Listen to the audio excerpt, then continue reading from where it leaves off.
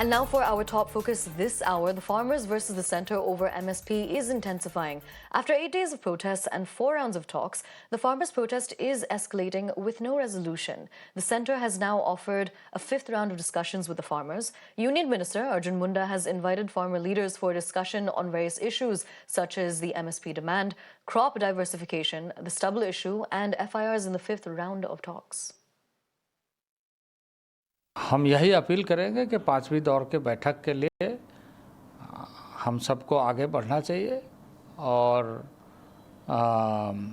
ऐसे मुद्दे पर संवेदनशील होकर के हम अपना पक्ष रखें, क्योंकि सरकार भी यह चाहती है कि इसका समाधान हो।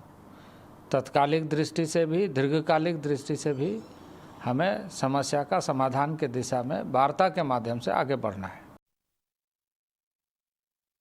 Now, agitating farmers have resumed their Delhi Chalo march in order to press for their demand of MSP support for all 23 crops. Massive ruckus erupted at Shambhu border, where cops fired tear gas shells to disperse the farmers. The Haryana police have also warned of stern action against farmers with modified JCBs, proclaim machines and cranes at the Shambhu border. The police have said that those who have provided machines to the farmers could also be held liable. सरकार का मंशा सी कि यह खूनी झड़फा दिया तस्वीर दुनिया जान लोग कह सकन इन्होंने बगाने मुंडे मरवाते आ और साडा अख दुनिया में खराब कर सकन। ये हिंसक ने इस धक्का करते हैं, मंगा नहीं चाहते, अभी ओरा पता कट के रख दिया नहीं। और सारे चैनल देख लो बोल रहे हैं कि मोदी साहब का पता इसे कटिया गया, पूरा मंशा नहीं पूरा हो सकिया और खड़े और खड़ के गल कर रहे हैं। ठीक है, तो इस करके वो चले गए। ऐसे है किसान आंदोलन एक्चुअली तो जब दिल्ली से आए उसके बाद लगातार ये जारी है एसकेएम की तरफ से।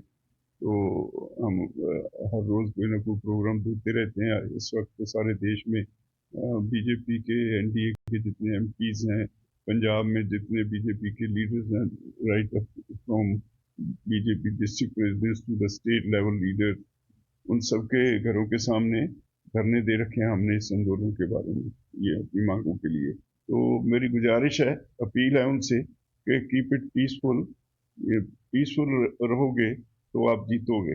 अगर वायलेंट हो गए तो मोर्चा गलत हाथों में चला जाएगा और फिर मोर्चा जीत नहीं सकते। देखिए, हरियाणा पुलिस ने अपने पंजाब से लगते हुए सभी सीमाओं पर पुलिस बल की तैनाती की हुई है कि इस प्रकार की सूचनाएं आ रही थी हमारे पास कि प्रदर्शनकारी अपने साथ भारी मशीनरी जैसे जेसीबी, पोकलेन और हाइड्रा इत्यादि लेके आ रहे हैं। तो इस संबंध में हमने पंजाब पुलिस से भी रिक्वेस्ट किया है कि इस प्रकार की मशीनों को जो है बॉर्डर तक ना पहुंचने दें। और हम प्रदर्शनकारियों से भी अपील करते हैं, और चूंकि उन्होंने खुद भी इस प्रकार की घोषणा कल शाम अपनी प्रेस कॉन्फ्रेंस में की है कि वे शांतिपूर्वक तरीके से धरना प्रदर्शन करना चाहते हैं, तो इस प्रकार की अपील का हम स्वागत करते हैं। और हम उनसे एक बार दोबारा अपील करते हैं कि इस प्रकार के किसी भी मशीनरी को धरना स्थल पे ना लाएं।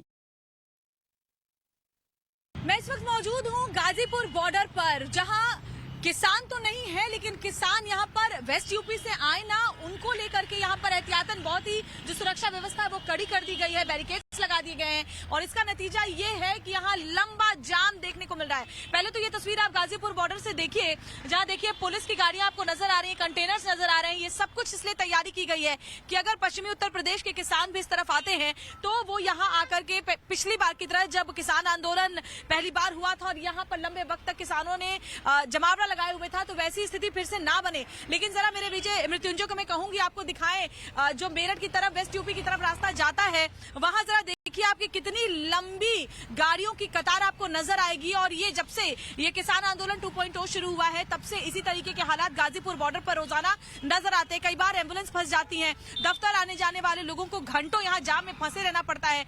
जहां तक निगाह जाती है गाड़ियों की लंबी कतार नजर आती है, क्योंकि बैरिकेडिंग की वजह से गाड़ियों की रफ्तार धीमी पड़ जाती है और इसका सीधा असर जो पीछे से आ रही गाड़ियां होती है उनके ऊपर पड़ता है।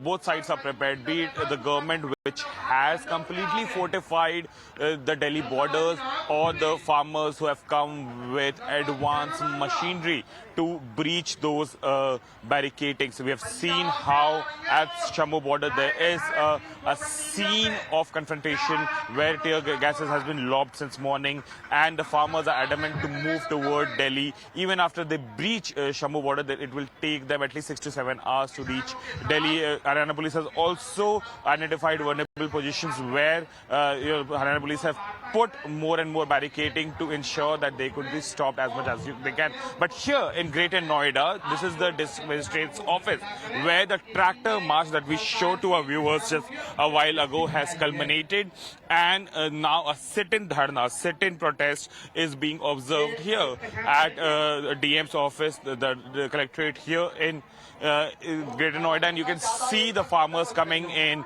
here in support of the farmers who are at Jammu border.